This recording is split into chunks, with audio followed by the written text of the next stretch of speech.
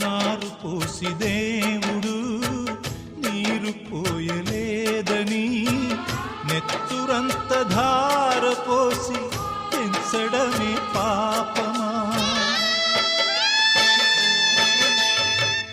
ఏరు దాటి వెంటనే పడవ కాచువారిలా అయిన వాళ్ళు మారిపోతే అంతకన్న శాపమా?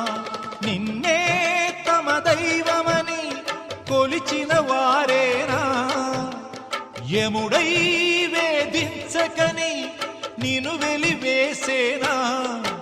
అనుబంధమింత నేరమాయ